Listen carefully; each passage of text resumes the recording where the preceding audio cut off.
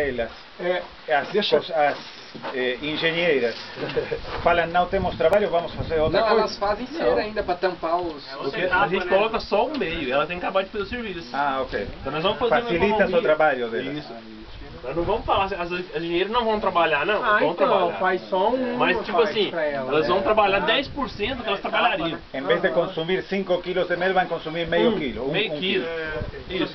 Só que aí isso é uma fase da vida dela, produzir cera, né? Uma fase só. Então se a gente corta, diminui essa fase, porque a gente está dando cera já pra ela. Não, ela vai... Se não está precisando da colmeia de produzir cera, beleza. A engenheira é mais uma dentro da colmeia. É mais uma família, é mais um membro da família que não tem o que fazer. Eu estou ajudando a segurar calor. Porque todo ovo tem que ser chocado. O que é mais fácil segurar calor?